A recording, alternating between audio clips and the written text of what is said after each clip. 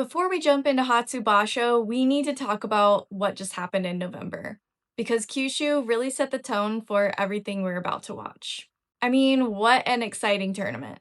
But if you're saying, wait a second, I kind of forgot half of what happened in November, well, good news, that's what I'm here for. I'm Jackie, and this is JackieSumo. So let's rewind. We'll start with our two Yokozuna. Hoshoryu went 12-3 and made it all the way to the playoff.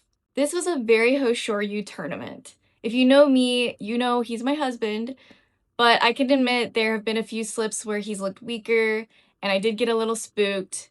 But this tournament, he was looking really good. He stayed consistent against the strongest competition, and that's exactly what I wanted to see from a Yokozuna going into a new year. Yes, he lost the playoff, but honestly, I'm not mad. At least he beat his fellow Yokozuna, Onosato. Speaking of Onosato, Onosato went 11-4, and this one comes with a little asterisk. He started the Basho on fire, 9-0, before slowing down later. The Japan Sumo Association officially recorded a left shoulder dislocation after Kyushu, which is why he withdrew at the end.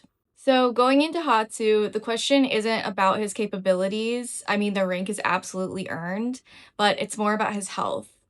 15 days on a tender shoulder changes how aggressive you can be, and that's going to make January really interesting for him. Let's get into the sanyaku ranks. First, Aonishiki went 12-3 and won the tournament. And he didn't just win, he beat Hoshoryu in a playoff. That's a statement. This was a momentum-shifting basho for him. He was promoted to Ozeki. So now the pressure flips. He's no longer a surprise, he is an expectation. I personally saw this win coming the way that he's been climbing, although I honestly didn't even clock that he was making Ozeki until the very end. You always have to give him credit for his diversity in his moves and the tricks that he pulls. So I just can't wait to see what he does in January and if he can keep all this up. Kotozakura went 8-7.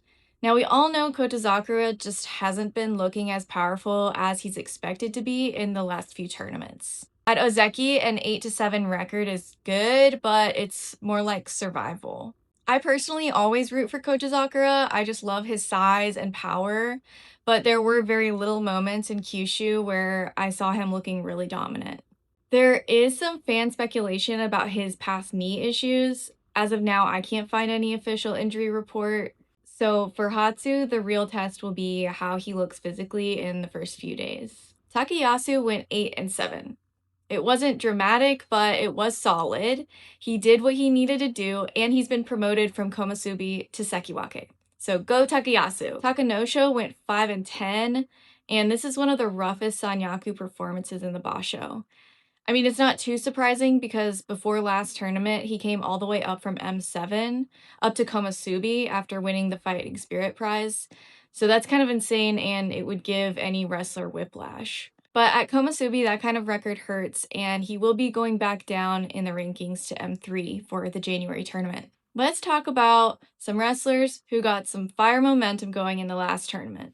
Kirishima and Ichiyamamoto both went 11-4. Kirishima won the Fighting Spirit prize and is heading from M2 up to Sekiwake in the rankings. Finally back in Sanyaku where he belongs, in my opinion. Ichiyamamoto also won the Fighting Spirit prize, and he's heading from M8 all the way up to M1. You go, guys! In other honorable mentions, Daisho and Chiyoshoma both had 10 wins, and I'm hoping this boosts their confidence and they can keep climbing. Okay, let's get to the bad news. Abi went 5-10. He's entering this tournament as an M12. From my memory, it's been years since Abi's fallen that low, but I don't feel like looking that up, so if you know, drop it in the comments. Shodai went 4-11. So sad. He's entering the tournament as an M8.